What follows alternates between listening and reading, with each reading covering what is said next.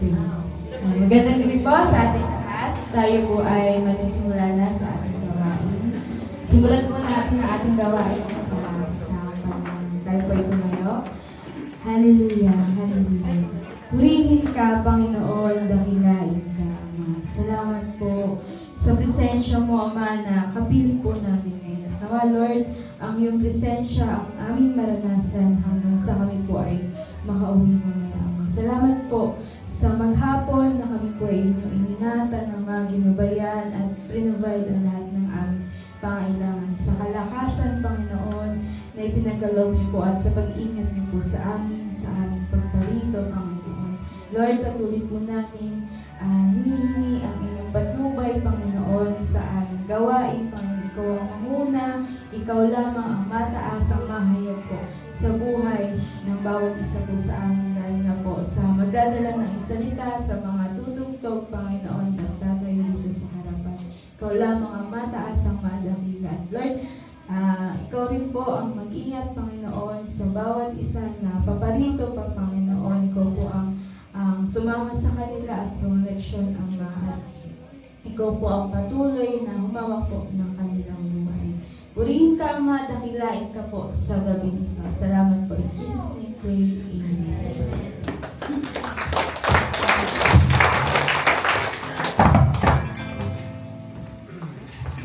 Praise God! Isang mapagpalang gabi po sa ating lahat. Pakibati po muna ang inyong mga katabi ng magandang gabi po. Sige po. Sa oras po na ito, tayo po umawit ng pamaskong awitin para sa ating Panginoon. Ang Pasko ay sumama.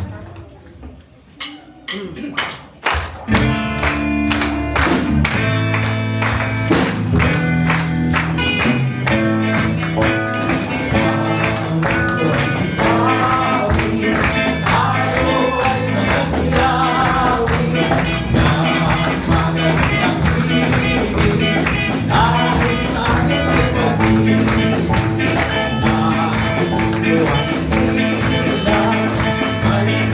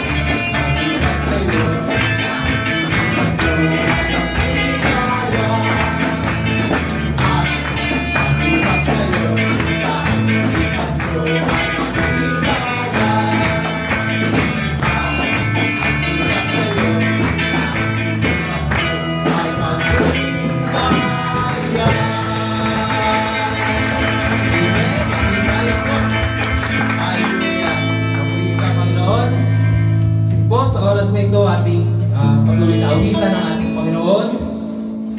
O salamat, Panginoon Lord, sa panahon na ito, Panginoon Lord God. Sa season, Panginoon Lord God, ng Kapaskuhan, Panginoon. Salamat, O Diyos, sa pagpapaalala mo sa amin na ikaw'y namatay, Panginoon, para sa amin. Binigay ka ng Ama para sa amin, Panginoon. Salamat, O Diyos, dahil meron kami, Panginoon, na nagmamahal sa amin, na inialay ang kanyang buhay para sa amin, Panginoon. Salamat, O Diyos. Sa oras na ito, patuloy ka namin naawitan, Panginoon, Lord God. Hallelujah.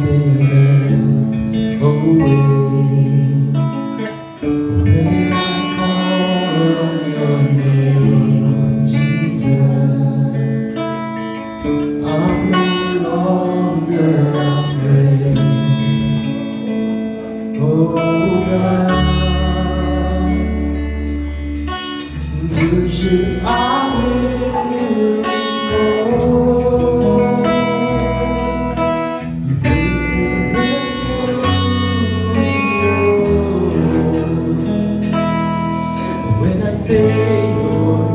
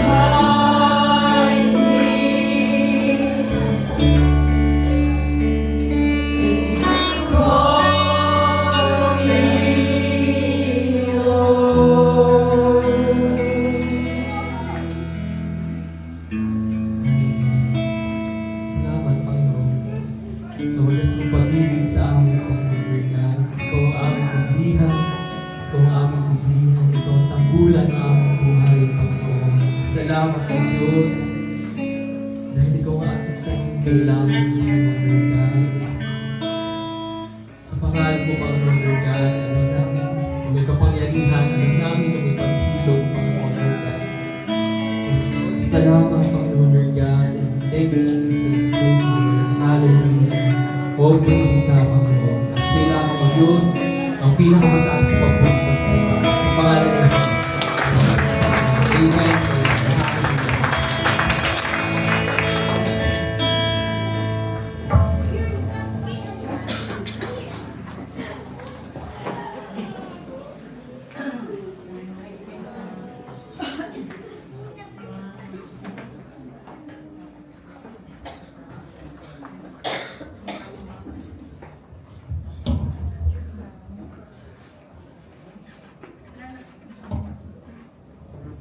Magandang gabi po. Last 5 nights na po ng ating sambang gabi. Dito na po tayo sa Baliwag, no? Nakalimang gabi na po tayo sa Mangga.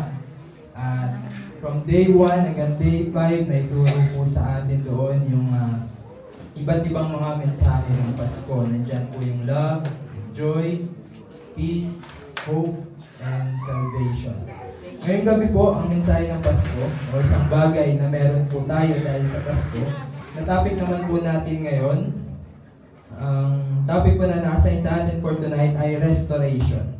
Nilagyan po natin ito ng pamagat na Christmas where restoration began. Dahil ang kapanganakan po ng Panginoong Hesus ang simula ng restoration. Bago po tayo mag-start sa pag-aaral po nito, mag-pray po muna tayo ulit sa Panginoon. Aming Ama sa Langit, aming dakilang Diyos, maraming salamat po, Panginoon, sa gabing ito at sa buhay ng bawat isa, Lord God, na niloob niyong makapunta dito, makasamba sa iyo, makapagsama-sama kami at makapakinig ng inyong salita. Maraming salamat po, Panginoon, sa bawat isa at dinadalangin ko rin po sa inyo ang inyong gabay. Samahan niyo rin po ako bilang inyong lingkod, Panginoon. Kayo po ang magsalita, kayo po ang marinig ng bawat isa, kayo lang po ang mahayag, Panginoon, at maparangalan sa gawain pong ito. At inaangkin po namin, Lord God, ang katagumpayan nito dahil sa iyo at para sa iyo, aming Diyos. Maraming salamat po sa pangalan po ng aming Panginoong Hesus. Amen. Una po muna, ano ba yung restoration? Sabi po sa Google, it is an act of restoring or the condition of being restored or bringing back to a former position or condition. Yung restoration, ito daw po yung pagbuo sa isang bagay na nag-iba, nagbago. Maaaring naiba siya, na ibinalik sa dati, nasira, na muling bunuo, nagulo, na inayos, o ni-restore. Mamaya po, lawakan pa natin yung kung ano yung restoration. Bilang mga tao po, lalo na bilang mga Kristiyano, may mga bagay po sa buhay natin na kailangan nating pangalagaan, iniingatan. Kapag nasira o nanghina, kung hindi maiiwasan, kailangan i-restore. Kailangan ibalik sa dati o buuin muli. Magbigay lang po muna tayo ng ilan. Dito po tayo magsimula. May mga bagay o mga bagay na iniingatan, mga bagay na nire-restore. Number 1, prayer life. Yung panalangin po natin. Pananalangin at pagbabasa ng Bible, magkasama na po yan. Minsan, may mga Kristiyano na dati, ang sipag-sipag magbasa ng Bible, ang sipag-sipag manalangin, pero habang tumatagal, habang nagkakagulang sa pagiging Kristiyano, sa halip na yung desire na gustuhin yung pananalangin at pakikipagdiig sa Panginoon ay lumago, nababawasan pa, nawawala. Ano po? At ito po yung isang bagay na dapat po natin talagang iniingatan. Hindi natin dapat hayaang mawala po ito sa atin. O kung mawala man, kailangang ibalik o i-restore sa buhay po natin yung ating mga prayer life, yung ating pong pananalangin. Huwag nating hayaan na meron tayong araw na wala tayong panahon para makipag-usap sa Panginoon. Ano po? Number 2, relationship with people. Isa naman po ito sa mga common, pangkaraniwan, na kailangan talagang laging inaayos. Dahil sa maraming paraan, pwede po itong masira. Bilang lahat po tayo ay nagkakamali, di naman po tayo perfecto, marami din tayong pagkakataon na maraming beses na pwedeng makagawa tayo ng isang bagay na sisira sa relasyon natin sa ating kapwa o sa ating kapatid. Lalo na po kapag lagi natin kasama. Kailangan din talagang ingatan. Huwag po natin hayaang masira. O kung masira man, sikapin natin i-restore. Huwag naman hayaang manatiling sira na lang. Ano po. Gawin natin tulad ng dati o mas mabuti pa sa dati. Ngayong buwan po, November to December, yan yung naging theme natin, relationship goal. Siguro naman po sa loob ng 2 buwan, napakarami na nating narinig na turo related sa relationship natin sa ating kapwa. Yung 2 months po na yun, napakikinig natin at pag-aaral natin ng mga katotohanan tungkol sa relasyon natin sa ating kapatid. Yung 2 months po na yun, sana naman meron ng improvement yung relationship natin sa ating kapatid. Lalo na sa mga kapatid natin na maaaring nasira yung relasyon natin sa kanila. Sabi nga po natin nung nakaraan, mga nakaraang turo na kapag nawala yung desire natin na ayusin yung relasyon natin sa ating kapwa, mas malaking problema po yun. Hindi yun dapat nawawala. Dapat laging nasa puso natin na maging maayos yung relationship po natin sa isa't isa. Number 3, health. Ayan, alam niyo po yung kalusugan natin, yung katawan natin, hindi po gusto ng Panginoon na pababayaan po natin yan. Minsan, dahil sa sobrang kabisihan, kaabalahan, sabi nga ni Bishop Ruth nung nakaraang beses na nagturo siya, sobrang sipag natin sa trabaho, sobrang sipag sa ministry, sobrang mahal ang pamilya, ang ibang tao minsan nakakalimutan na yung sarili. Huwag po natin hayaan na mabaliwala natin yung sarili natin. Dapat iniingatan po natin ang ating pong kalusugan. Minsan tayo mismo, napapabayaan po natin yun, nagkakasakit tuloy tayo. At kapag ka po tayo nagkasakit, hindi tayo magiging kagamit-gamit na lingkod sa Panginoon. Kaya iniingatan din po natin ang ating sarili para mas magamit tayo ni Lord, para mas makapaglingkod tayo. Ano po? Hindi lang para sa atin, ganoon din sa mga kasama natin. Kasi kapag nagkakasakit tayo, wala mang sakit yung mga kasama natin, apektado po sila. Ano po? Kaya dapat ingatan din po natin yun at i-restore din natin yung ating health kung napabayaan na po natin yun.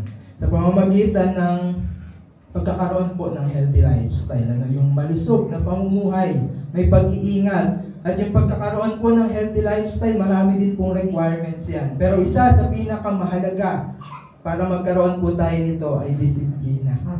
Napakahalaga po nito. At yung pagre-restore po ng mga bagay pong yan ay hindi minsanan lang. Ibig sabihin dapat tuloy-tuloy o consistent. Ano po?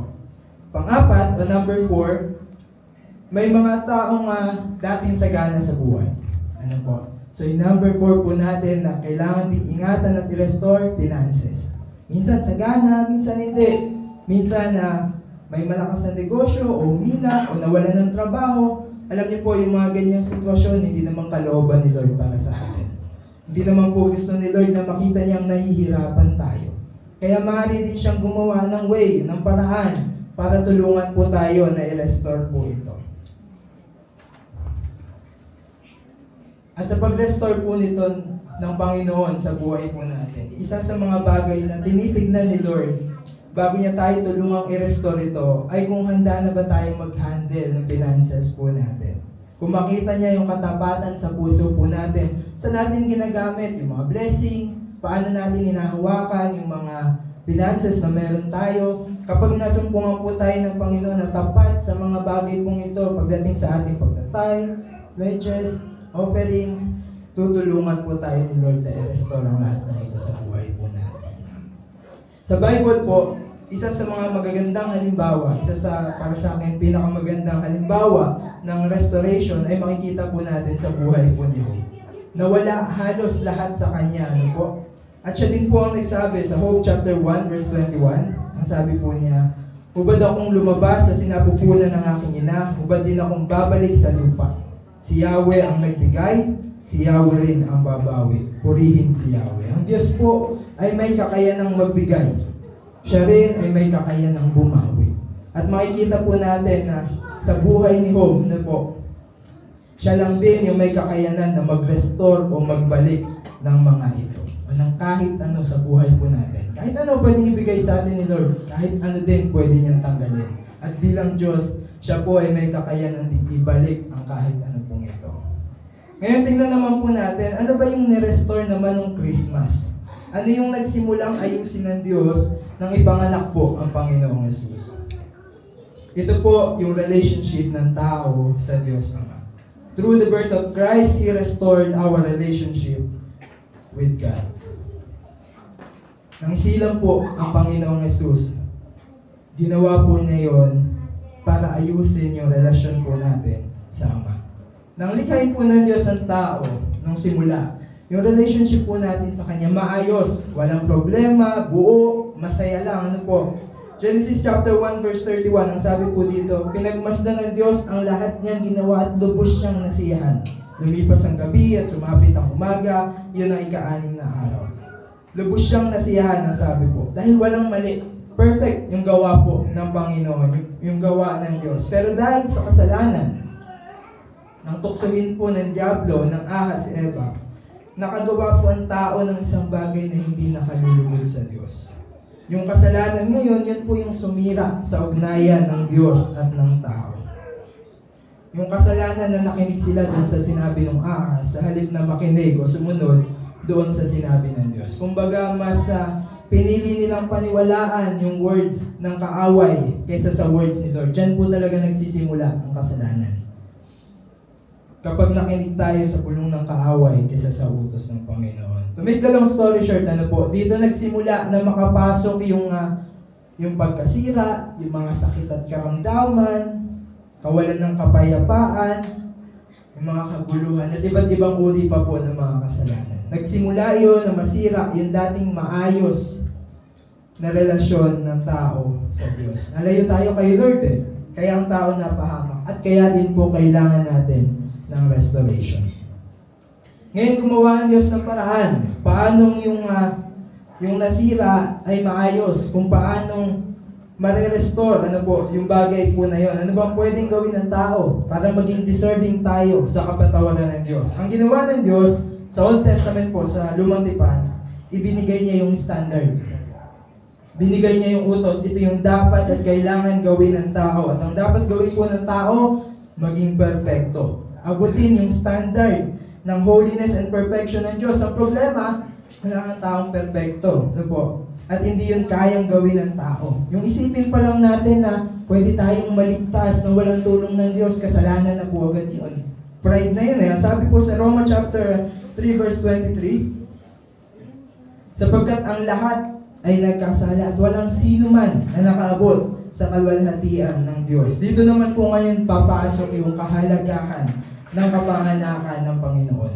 Dahil hindi yun kayang gawin ng tao, bumaba ang Panginoong Jesucristo, ginawa yun ng anak ng Diyos para po sa atin. Yung pag-restore nung dating relationship natin sa Ama, yung relasyon na yun ay nagsimulang mabuong muli nang isilang po si Kristo. Ito yung parang start na, eto na, ipinanganak na yung Messiah. I-restore na tayo po. Nang ipanganak ang Panginoong Yesus, ito yung simula na i-restore na ng Diyos yung relationship po natin sa Kanya. Dahil sa kapanganakan po ng Panginoong Yesus, dahil sa ginawa niya, meron na tayo pinanghahawakang pangako na balang araw, darating ang panahon, lahat ng sumasampalataya tapat na sumusunod sa Kanya, hindi na mapapahamak sa impyerno. Kundi meron na tayong buhay na walang hanggan kasama niya. Tinanggap na tayo ulit ng Ama na makasama niya. At yun po ay dahil sa Panginoong Jesus na nag-restore ng relationship natin sa Diyos. Kung hindi pinanganak si Jesus Christ, kung wala itong tinatawag nating Pasko, hindi po tayo makakaranas ng restoration. Isang bagay pa po, yung restoration na to ay matagal ng bahagi ng plano po ng Diyos. Nasa isip na niya yun. Omniscient siya, all-knowing God. Alam na niya. At hindi siya papayag na wala siyang gagawin para ibalik tayo doon sa original na plano, purpose o dahilan ng pagkalikha niya sa atin, which is yung makasama niya tayo sa buhay po na walang hanggan. Part din po iyon ng pagpapakita niya, una, ng pagiging makatarungan niyang Diyos, na ang kasalanan ay hindi pwedeng walang kabayaran. Pangalawa, yung pagpapakita niya ng pagiging mapagmahal niya, na sa pamamagitan ng pag-ako niya doon sa kabayaran o doon sa parusang para dapat sa atin, para tubusin tayo o para i-restore po tayo. Bilang makatarungang Diyos, nakagawa ang tao ng kasalanan, hindi pwedeng walang parusa. Kasi hindi pwedeng pabayaan lang yun ng Diyos, hindi siya makatarungan kapag ginawa niya yun. Ang sabi pa nga po, ang kabayaran daw ng kasalanan ay kamatayan. At para ipakita naman na mapagmahal siya, siya na yung tumanggap doon sa parusang para sa atin. What is restoration? Ito po ngayon. Ang restoration po, number 1, restoration is a process. Proseso po ito ng unti-unting pagbuo sa isang bagay na nasira.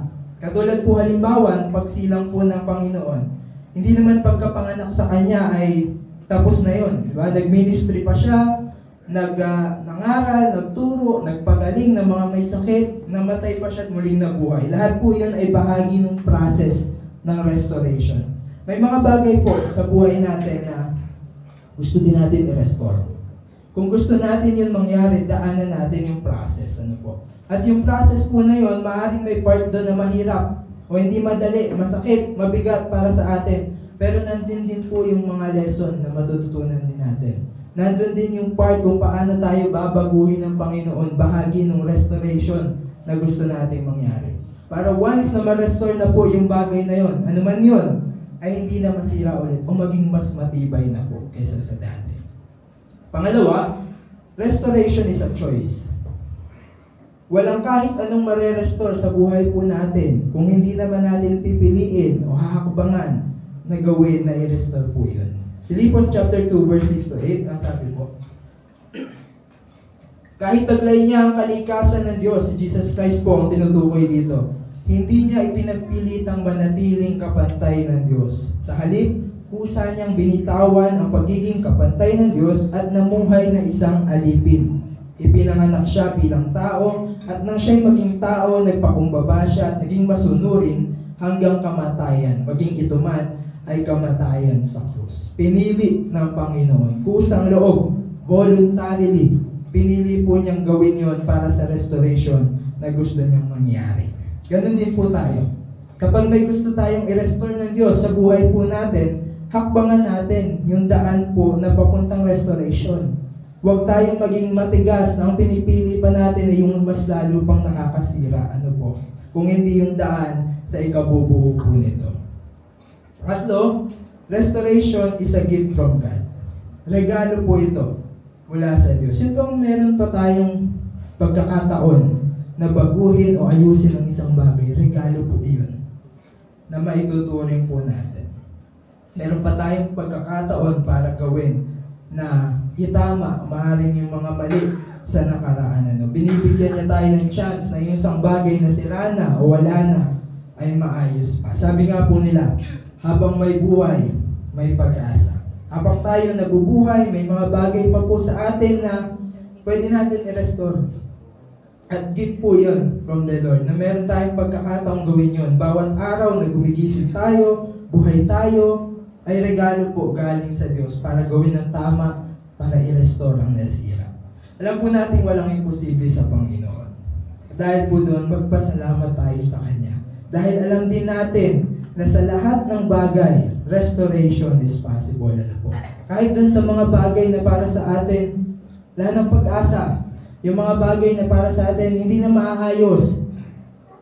Maaring hindi sa paraan na iniisip natin, maaring hindi yung resultang gusto natin, pero kayang kilusan yan ng Panginoon. I-restore niya yan sa paraan niya. At higit yun na mabuti kaysa sa anumang naiisip po natin.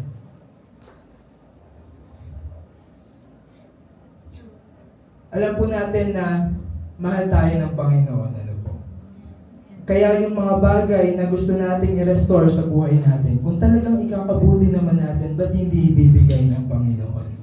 Kung kalooban niya yun at ayon sa plano niya yun, sigurado po, natutulungan niya tayo sa pag-restore po nito.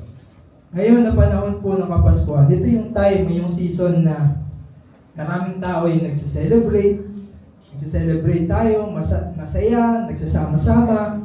Minsan dahil nakasanayan na lang. Sabi nga po nung uling turo ng Sambang Gabi natin ng Day 5, minsan nagiging tradisyon na lang. Pero alalahanin din po natin na isa sa mga talagang dahilan kung bakit tayo nagdiriwang ay dahil doon sa restoration na ginawa ng Diyos. yung restoration na ginawa ng Panginoon para sa atin. Na dahil pinanganak ang Panginoong Jesus, nagkaroon tayo ng kaligtasan at pag-asa na makasama natin ang Diyos habang panahon. Sa halip na malayo tayo sa Kanya, nirestore yun ng Diyos para sa atin. At yung bagay po na yun ay dapat nating i-appreciate, ipagpasalamat, hindi lang during Christmas season, kundi bawat araw ng buhay po natin. Because of the birth of Christ, restoration became possible. Kung di pinanganak si Jesus, walang ganon. Walang restoration. I-grab din po natin yung opportunity na kung saan lahat tayo nagsasaya, nagdidiwang, para simulan na i-restore din yung mga part po ng buhay natin na maaaring na-damage o nasira ng kasalanan o ng kapabayaan, maaaring ng mabibigat na pagsubok o anumang dahilan. Anumang bagay sa buhay natin na nangangailangan ng restoration, simulan na po natin ibigay yon sa Panginoon. At kilusan din po natin. Gawin natin yung part na dapat natin gawin para sa restoration po nito. At sa paggawa po ng bagay pong ito, may mga hakbang, may mga bagay na kailangan din po natin tandaan. Things needed for restoration. Number 1, acknowledge your need for restoration. Nagsisimula po ito sa pagkilala na kailangan natin yon. Na merong bagay sa buhay natin, relationship man yan o ano man, na nangangailangan ng pag-aayos o ng restoration. You can't be restored if you don't see the need to be, sabi po. Kung hindi natin makikita o kilalanin kailangan natin yun, hindi tayo nare-restore. So kailangan kilalanin muna natin na kailangan natin ng restoration. Itong Kapaskuhan po ay nagpapaalala din sa atin na bumaba, nagkataong-taon ipinanganak ang Panginoong Jesus dahil alam niyang kailangan natin.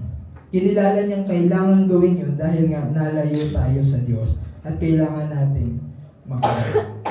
Number 2, let go of what's causing the damage. Una, tignan natin, ano ba yung dahilan? Ba't ba nasira? Ano ba yung dahilan? Ba't ba nanghina? Meron bang naging problema? Halimbawa po, ano ba yung bagay na sumisira sa connection natin sa Diyos? Kasalanan ba yan? Disobedience? Pride? Kailangan alam po natin yun para alam din natin kung ano yung babaguhin. Dahil may dapat baguhin. Hindi po yan mare-restore kung patuloy naman tayong nakahawak doon sa bagay na sumisira. Babaguhin po yun. Aalisin po dapat yun. Once na ma-identify natin ano yung problema, by praying or by devotion, sa pagbababad natin sa presence po ni Lord. Isik natin, ano yung kalooban ng Panginoon? Ano ba yung bagay na pinaalis niya sa atin? O ano ba yung bagay na pinatatanggap niya sa atin? God can only restore what we're willing to surrender. Sabi nga po nila. Halimbawa, yung puso mo ay basag. Kung gusto mong buuin yan ni Lord, bigay mo sa Kanya lahat ng basag na piraso. Dahil kung may part sa puso mo na gusto mo, ikaw pa rin ang may hawak, hindi po yan mabubuo. Ang bubuuin lang ni Lord ay kung ano yung handa tayong isuko sa Kanya. Kaya kailangan po ibigay natin lahat. Isuko natin lahat sa Panginoon. Number 3, draw near to the one who restores. Ang Diyos lang naman po talaga ang makapagre-restore sa atin. Kaya wala pong pinakamabuti kung di ang lagi tayong lumapit sa Kanya. Patuloy na lumapit sa Kanya. Habang lumalayo po tayo sa Panginoon, lalo naman po tayong pasira ng pasira. Kaya ang mainam po, palapit ng palapit, hindi palayo ng palayo. Katulad po ng mga wise men din at saka ng mga shepherd, hindi nila makikita si Lord kung hindi sila lumakad, humakbang na palapit sa Kanya. Kung hindi nila siya hinanap. Nung ipinanganak po ang Panginoong Jesus, pinapakita din po sa atin na lumapit na sa atin ang Diyos para makabalik tayo sa Kanya at manatili sa Kanya. Number 4, stay in your restored place. Kapag na-restore na po tayo ng Panginoon, ingatan na po natin. Mag-stay na tayo na malapit doon sa nagre-restore, si Lord. At kung naayos na talaga, hindi na natin hahayaan na masira pa yun ulit. Mag-maintain po natin yung restoration na to kung pahahalagahan natin yung relationship natin sa Diyos. Conclusion na po. May mahalagang bagay po na dapat tayong restore sa buhay natin. Ito po yung mga binanggit natin kanina. Prayer life, relationship natin sa ibang tao, relationship natin kay Lord, yung health din po natin, kung napapabayaan na natin yun. At yung pag-restore po nito, may dadaanan po yung proseso. Hindi po yan instant. So daanan natin yung process kahit may part doon na mahirap. Tayo din po ang pipili nito, hindi po yan pipiliin o gagawin ng ibang tao para sa atin. Huwag po natin sayangin yung pagkakataon, yung regalo ng Diyos na binibigay sa atin na meron pa tayong chance na baguhin o ayusin ang isang bagay. Kilalanin natin, kailangan natin ng restoration. Bitawan na natin yung mga bagay na sumisira at patuloy tayong lumapit sa Panginoon at magstay tayo sa Panginoon. Napakahalaga po na maging totoo, maging matibay, malalim yung relationship natin kay Lord. Pinatunayan niya po yan, magkatawang tao siya na gusto niya tayong i-restore. Huwag po nating sayangin yung sakripisyong ginawa ng Panginoon para sa atin. Gusto niya iparamdam sa tao yung pagmamahal niya. Gusto niya ipakita na hindi niya tayo pababayaan. Gusto tayong i-restore ng Panginoon, mga kapatid. At ginawa niya yun kahit ang kapalit nito ay yung mamatay siya doon sa krus. At naniniwala tayong namatay at muling nabuhay ang Panginoon dahil sa pagmamahal niya po sa atin. Ang Pasko po ay paalala din na kung yung buhay nga ng tao na dapat mapaparusahan na, nagawa niyang hanguin doon, anong hindi niya magagawang i-restore sa buhay po natin. Yung nasirang relationship po natin sa Diyos, hindi-restore na ng Panginoong Jesus nung ipinanganak siya at magkatawang tao. Isa po ito sa mga sineselebrate natin ngayong Pasko na dapat natin ipagpasalamat araw-araw. So pray po tayo ulit sandali. Panginoon, salamat po sa inyong pagmamahal. Salamat, Lord, dahil hindi nyo kami hinayaang mapahamak. Salamat sa ginawang pagbaba, Panginoon, at pagkakatawang tao para abutin kami, Lord God. Maraming salamat, Lord God, at hiling dalangin ko rin po sa inyo, Panginoon. Ano mga aspeto ng buhay ng aking mga kapatid, Panginoon, kayo pong higit na nakakaalam, alin dito nangangailangan ng restoration. Tulungan niyo po kami, Panginoon. Ipakita niyo po sa amin, Lord God, kung paano kayo kikilos sa aming buhay. Kayo din po ang magbukas ng aming pangunawa kung paano kami susunod, Panginoon, at kung paano namin gagawin ang inyong kalooban. Salamat, Lord God, sa inyong maikling mensahe sa gabing ito. Salamat sa paalala, Panginoon. At nawa po ay matanim ito sa aming puso, magbunga ito sa aming buhay, at makita ito sa amin ng mga tao. Ang iyong liwanag, ang iyong karangalan, Panginoon, ay magningning po sa amin. Maraming salamat po, Diyos, sa inyo po ang lahat ng papuri, sa inyo po ang lahat ng pagsamba, sa pangalan po ng aming Panginoong Jesus. Amen.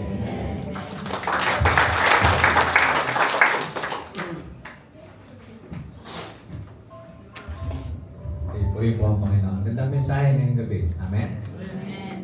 Nakakatuwa po na malaman at lagi paalala po sa atin ng Panginoon na wala na natin po siyang makilala. Tayo po ay unti-unti ilalagay niya po doon sa restoration process. Actually, originally naman talaga mga kapatid, tayo po ay nilalang at nilikha ng Panginoon na buo ayon sa wangis ng Diyos. Walang diferensya. Pero dahil nga po sa kasalanan ay nasira po yung pong plano ng Panginoon. Nung panahon na yun, nung nasira po yung image ng Diyos na kung saan tayo nilikha ayon sa Kanya. So, yun kagagawa ng kaaway. Kaya ang sabi po doon sa John chapter 10 verse 10 ay walang ginawang kaaway kundi manira, magnakaw, pumatay. So, ngayon po, nang tayo po ay nakay Kristo na, unti-unti na pong binalik ng Panginoon ang lahat. Unang-una po na-restore ng Lord yung ating po relationship sa Kanya. Actually, yun na yung key. Yun yung pinakasusi. Nang ma-restore po yung ating pong relasyon o ugnayan sa Panginoon, nare-restore na rin ang lahat. Nire-restore ng Diyos yung joy sa ating mga puso. Nire-restore ng Panginoon yung po mga pagpapala, blessing sa atin. Nire-restore ng Diyos yung kalakasan, kalusugan sa ating mga katawan mula sa mga sakit at karamdaman. At nire-restore ng Panginoon yung ating pong mga broken relationships. Una sa Diyos, sa ating pong kapwa. Lahat na ngayon naayos ng Panginoon. Siguro nakapanood na po kayo sa YouTube o sa TV ng mga restoration. Di ba? May kotse, nire-restore. Ka-restoration. Yung mga picture, nire-restore. Di ba? Tapos, yung pong mga sirang gamit, nare-restore. O, di ba? Yun po sa tao yun. Pero pagka Panginoon po natin ng restore, talaga magaling siya, kompleto. At wala na po tayong hihilingin pa, wala na po tayong hahanapin pa. Ika nga, pag nirestore ng Panginoon, hindi na ibabalik. May sira pa. Ganun, hindi yun. Nirestore pa. Lahat nirestore sa atin, kompleto, mga kapatid. Kaya ako nagpapasalamat tayo dahil napakabuti ng Panginoon. And yung final restoration natin, of course, ito na sa langit yun. Dahil habang tayo narito sa lupa, sabi nga po doon sa mensahe kanina ni Brother Jonathan, nasa restoration process po tayo.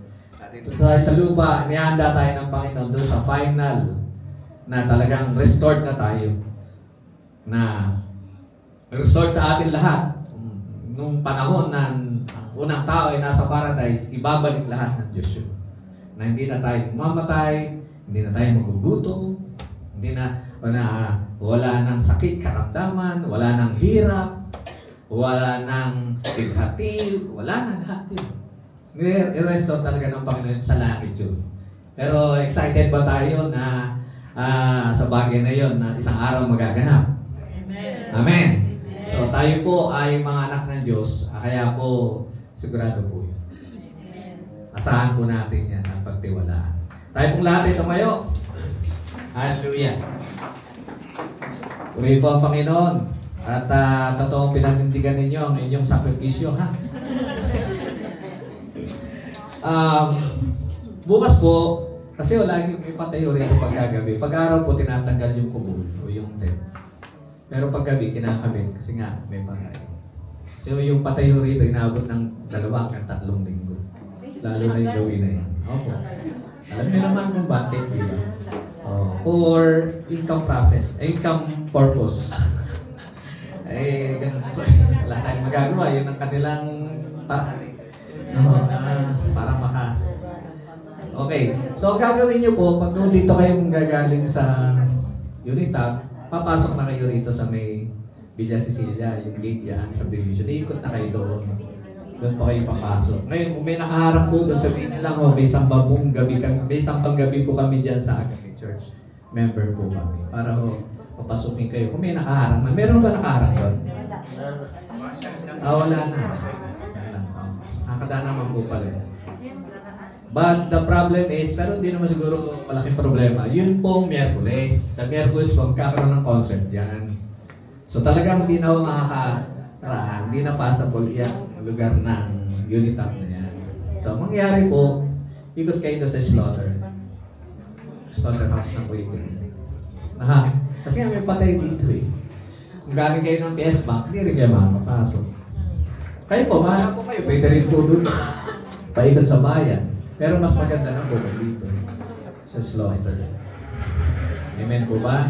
So, binibigyan ko na po kayo ng mga tip para hindi kayo matraffic ng gusto.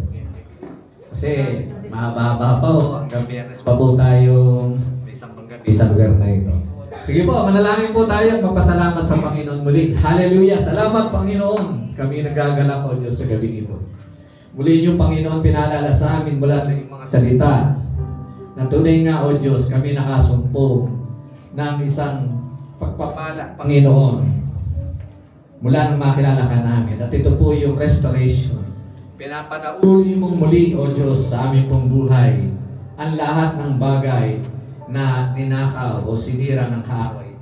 Salamat Panginoon dahil kay Jesus o Diyos na siya pong imahe mo at ngayon nagiging imahe namin, Panginoon. Binabalik mo yung tunay na katayuan at kalagayan namin nang kami unang mong likhain bilang tao. At salamat o Diyos, purihin ka Panginoon, nawa nga po sa aming buhay na ito. Tayuan namin, tindigan namin Panginoon, ang mga biyayang pagpalang ito na binigay mo sa amin dahil sa panunumbalik Panginoon na ginawa mo sa aming pong buhay. Salamat po, purihin ka. Taas po natin ating mga kamay at tanggapin po natin ang basbas ng Diyos. Pagpalain kayo nawa at ingatan ni Yahweh, naway kahabagan niya kayo at lagi subaybayan, lingapin at bigyan ng kapayapaan, ngayon at kailanman, sa pangalan ni Jesus. Ito, makabuo muna tayo. Awit po pala tayo. Awit. Tayo muna. Hindi tayo nakatayo. Sige po, muli po tayo mamit sa ating Panginoon ng isang pamaskong mawiti. Pasko at umami. Excited na po ba kayo sa Pasko? Excited na po ako. Saya, lamig.